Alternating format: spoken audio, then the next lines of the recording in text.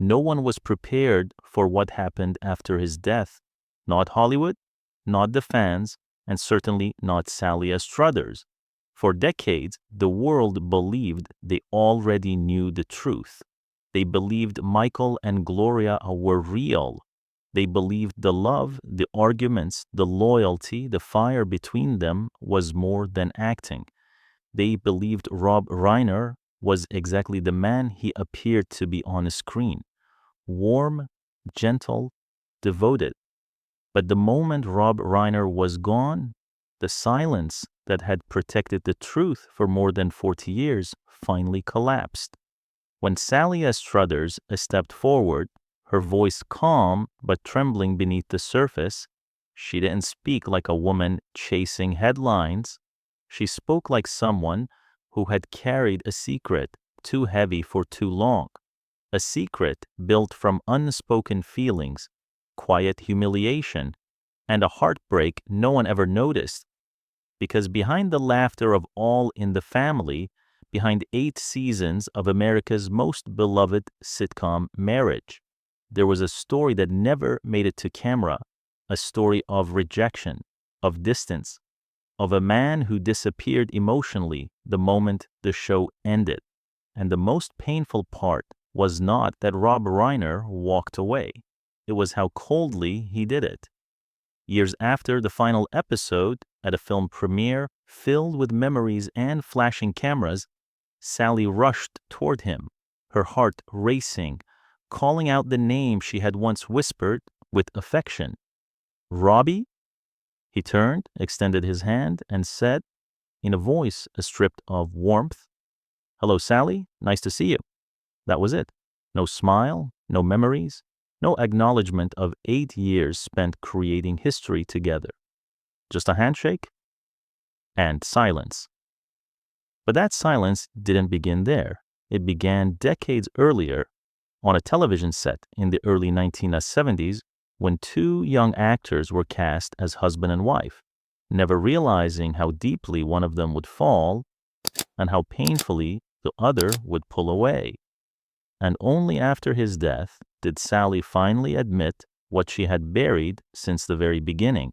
Long before the silence, long before the cold handshakes and carefully measured distance, there was a beginning that felt hopeful, almost electric. In 1971, the doors of CBS opened onto a modest television set that would soon change American culture forever. All in the Family was still new, raw, and controversial. No one yet knew it would become a landmark of television history. That was the day Sally Struthers walked onto the set with youthful energy and a heart wide open to possibility. She was ambitious, eager, and deeply committed to proving herself. Every script mattered. Every rehearsal felt like a test she intended to pass. Across the room stood Rob Reiner, just 23 years old, sharp-eyed, idealistic, confident in a way that made people listen when he spoke.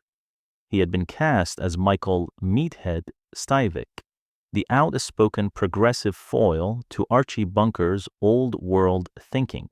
Together, they were meant to argue, to clash, to represent 2 Americas colliding at the dinner table. But something else happened instead. From the very first script reading, there was an unspoken rhythm between them. They challenged each other naturally, they debated lines, they adjusted timing instinctively. Sometimes a disagreement over dialogue would turn into laughter. Other times, a shared look would say more than the words on the page. Morning rehearsals became intense exchanges of ideas. Rob would lean in, quietly suggesting a line be dropped to let the audience breathe.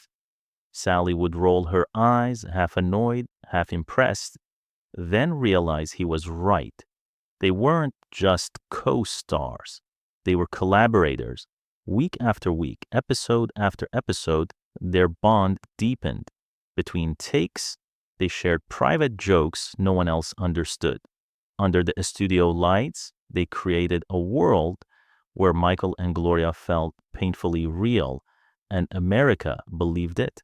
Thousands of letters poured in from viewers praising their chemistry. Some even sent wedding congratulations, convinced the love on a screen had to exist off a screen too. What the audience didn't know was that Sally herself was beginning to feel something she didn't fully understand. Not for Michael Stivic, but for the man behind him. Rob Reiner wasn't just talented. He listened. He understood her instincts. He treated the work seriously, the way she did. And slowly, quietly, Sally's professional admiration began to shift into something far more dangerous, something she never planned, something she never spoke aloud. Not yet. At first, Sally told herself it was nothing, just the intensity of the work, just the closeness that happens when two people spend every day rehearsing, arguing, laughing, and performing in front of a live audience. But feelings don't ask permission. They don't wait until the timing is clean. They don't care that the cameras are rolling. Over the years, the set of All in the Family became a second home. And inside that home, Sally and Rob grew into a strange kind of partnership. They were young, they were rising fast, they were surrounded by pressure, expectations, and the constant hum of crew members moving lights, shifting cameras, calling out cues. And yet, somehow, the loudest moments weren't the ones everyone noticed. It was the quiet ones. The seconds after a take when Rob would look at her a little longer than necessary. The way he could read her mood before she spoke. The soft patience in his eyes when she stumbled over a line and felt embarrassed. Sally later admitted that during those years, her heart began to stir in a way she had never experienced before. She wasn't chasing romance. She wasn't hunting for scandal. She was simply human. And Rob, in her eyes, became something almost impossibly rare in Hollywood, someone who made her feel seen.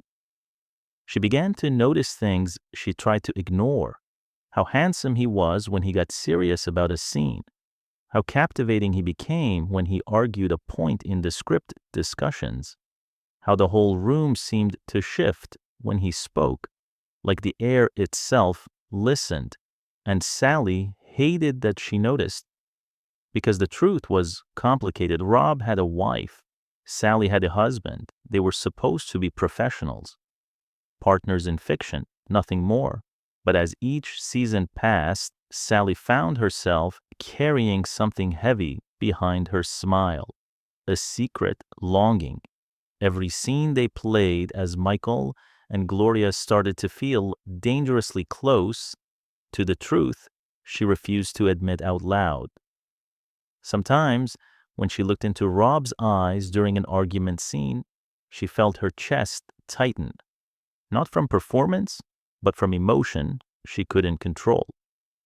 And the more she tried to bury it, the more it grew, until one afternoon, after filming, the weight finally became too much.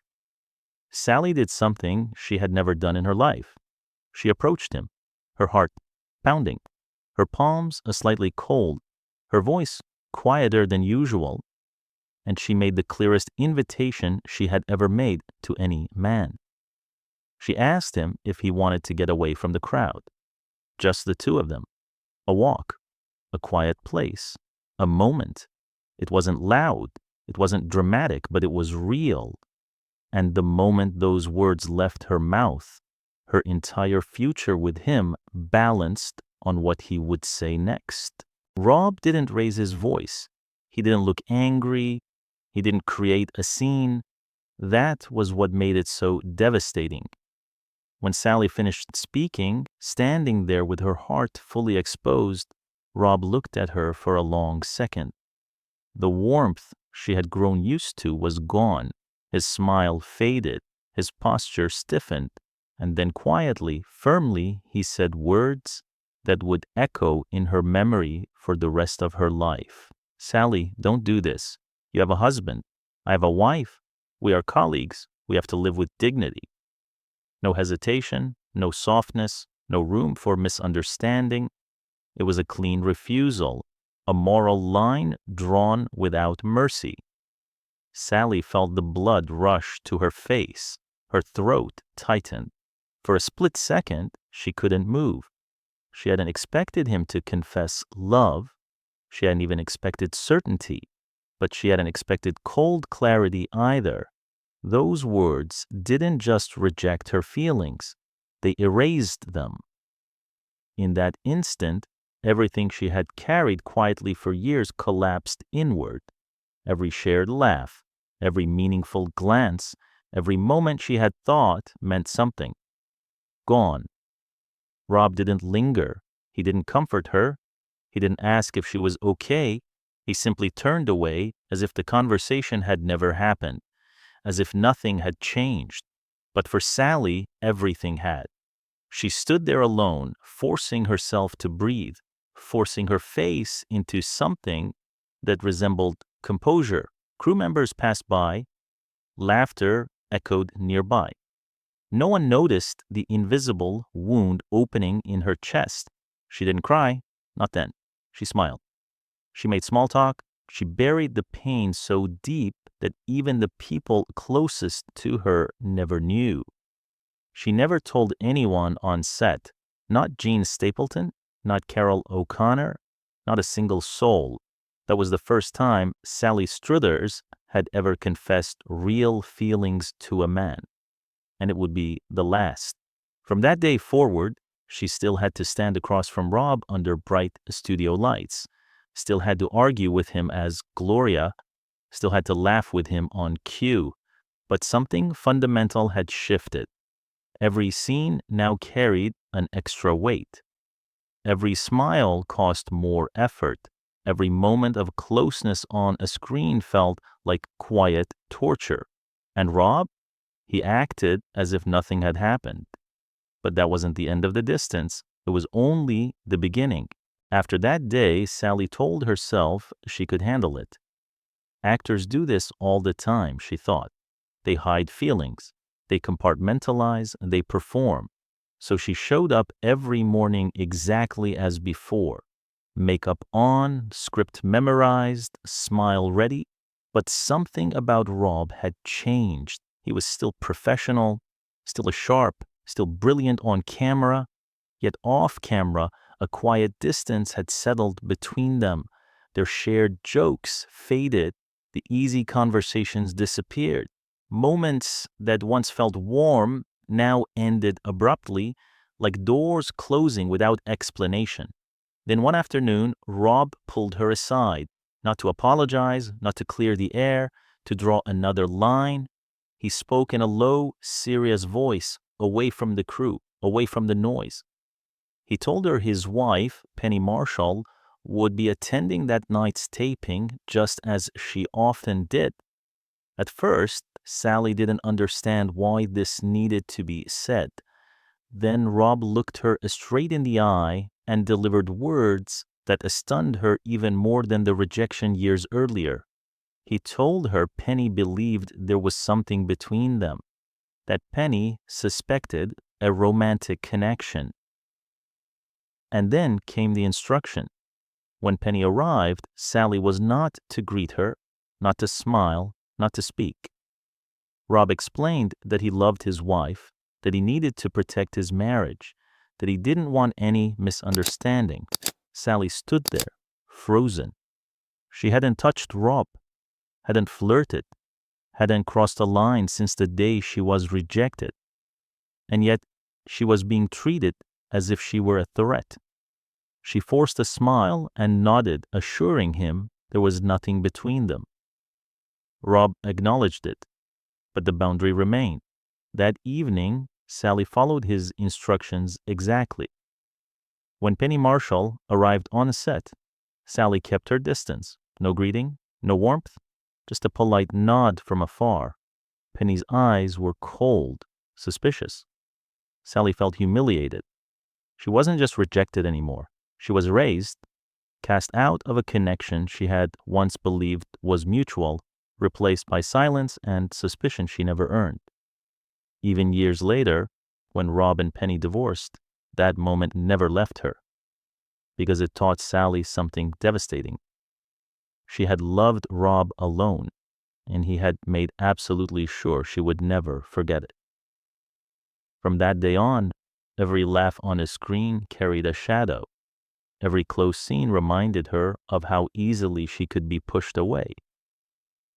And when All in the Family finally ended, Sally hoped, quietly, that time might soften what pride and fear had hardened. She was wrong. When All in the Family finally came to an end, Sally believed, perhaps naively, that the hardest part was behind her. The long hours, the emotional strain, the constant pressure of live television.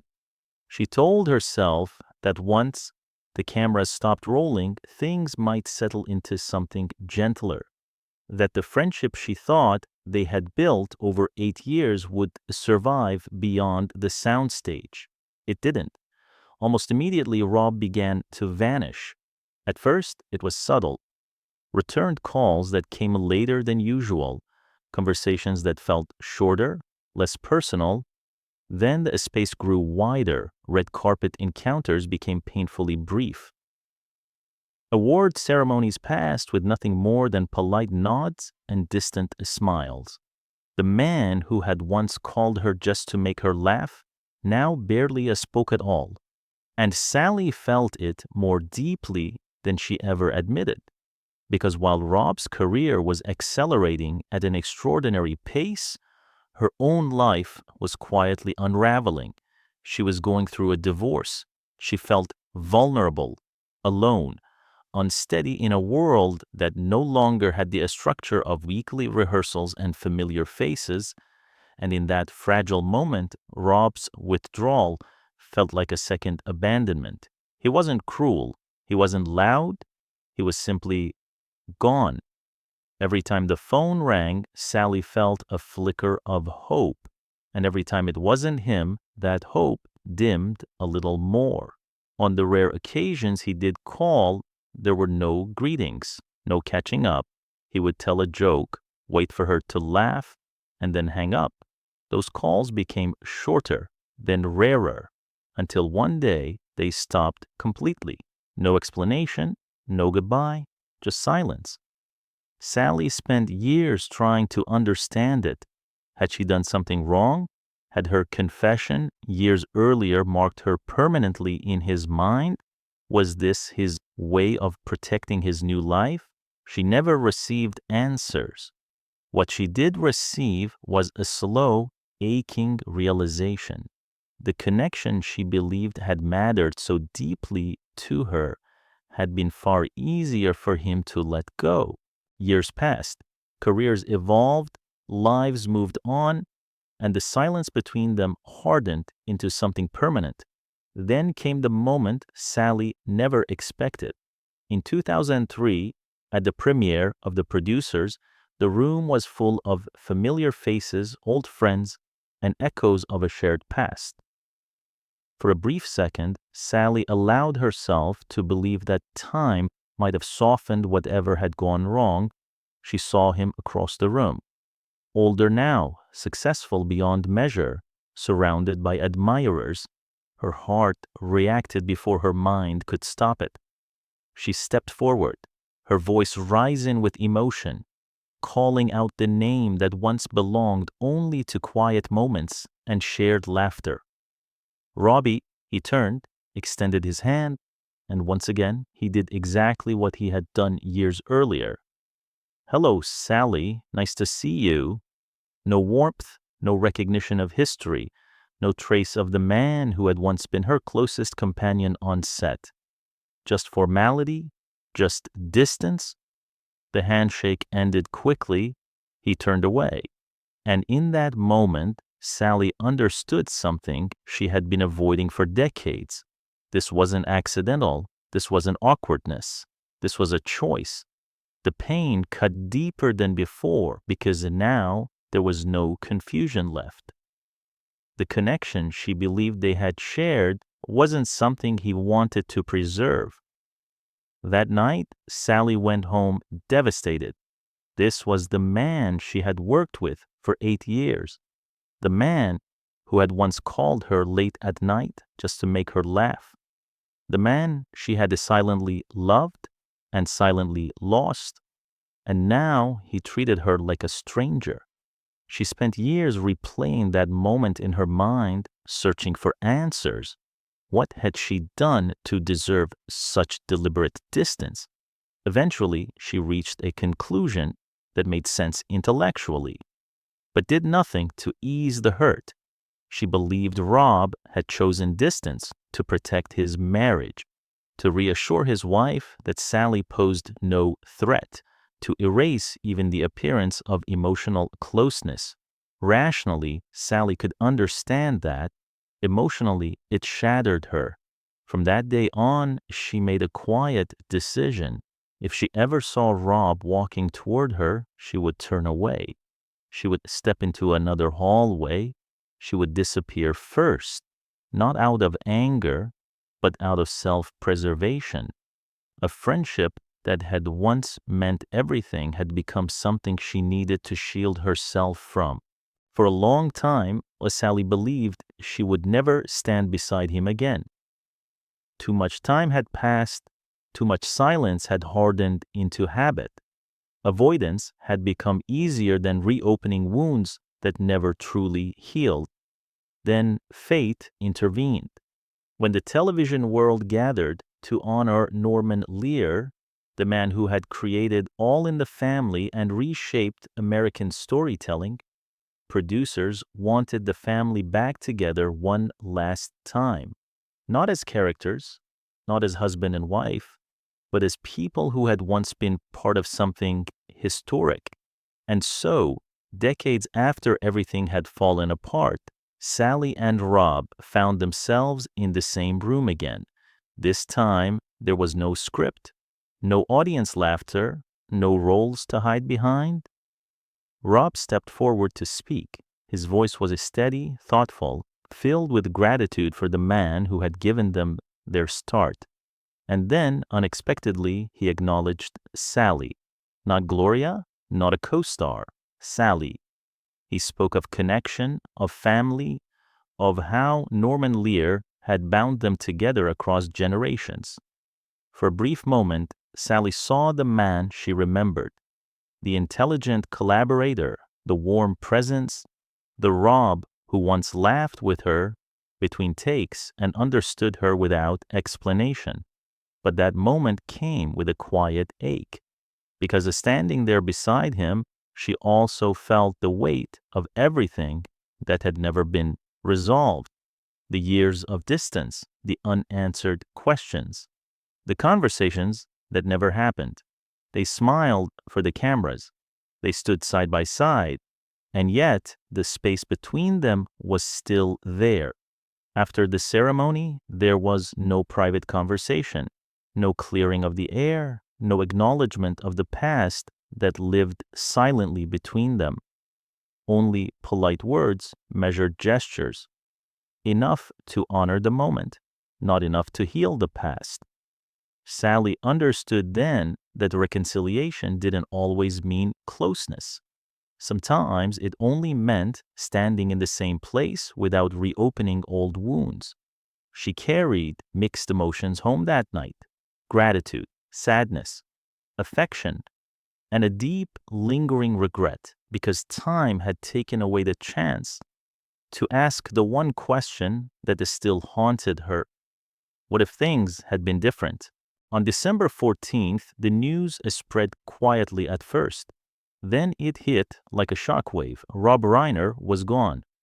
For the world, it was the loss of a legendary filmmaker, a brilliant mind who had shaped generations of cinema and television. For Hollywood, it was the end of an era. But for Sally Struthers, it was something far more personal. When she heard the news, she didn't rush to cameras. She didn't release statements filled with polished words. She sat in silence, because death does something time never could. It removes all remaining chances. all delayed conversations, all one day, maybe moments. And with Rob gone, the weight she had carried for more than 40 years suddenly became unbearable.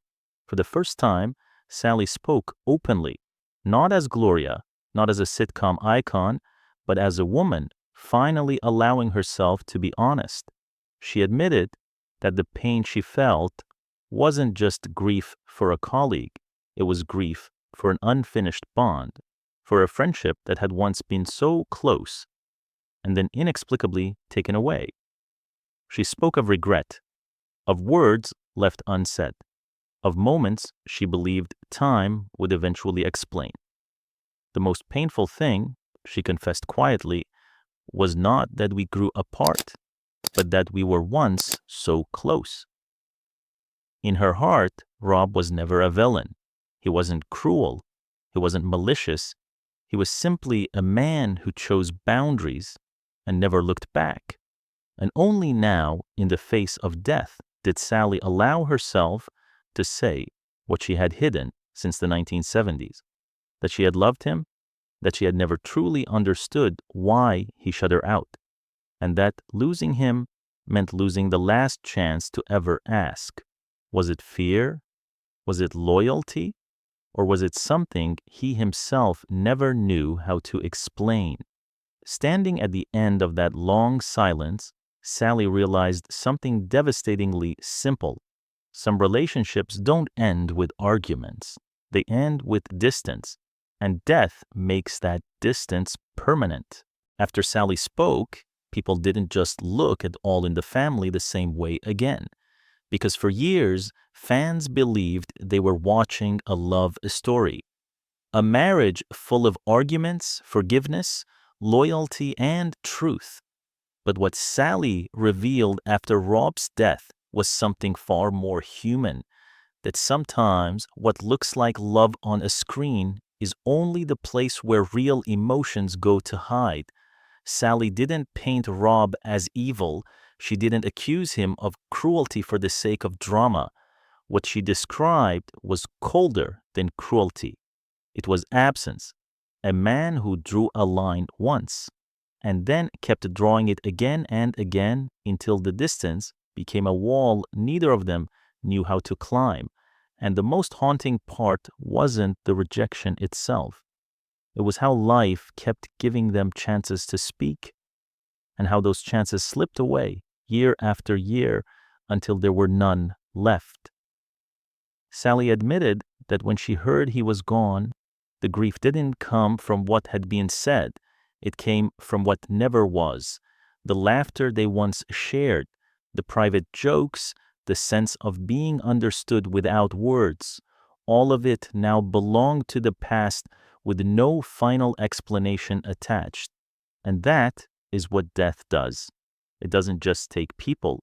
It takes the last unanswered question, the last possible apology, the last chance to say, I didn't mean to hurt you, or I did care even if I didn't show it. In the end, Sally didn't leave the world with a scandal. She left it with a warning that boundaries can protect people, but they can also quietly destroy something meaningful if they're built out of fear instead of honesty. And that the most painful relationships aren't always the ones that explode. They're the ones that fade silently until one day you realize you no longer know where the warmth went. When Rob died, Sally didn't just lose a colleague, she lost the final doorway back to a piece of her youth. A doorway she had hoped, even for a second, might open again someday, but time never opened it, and death locked it forever. So here's the question the story leaves behind, and it's the one Sally herself couldn't escape. How many relationships in our own lives are slowly dying? Not because we hate each other, but because we keep choosing silence. If this story moved you, leave a comment with what you believe really happened between them. Was it unfinished friendship? Or kindred spirits trapped behind the wrong boundaries at the wrong time? And if you want more deeply emotional, behind the scenes Hollywood stories like this, don't forget to like, subscribe, and to stay with us for the next one.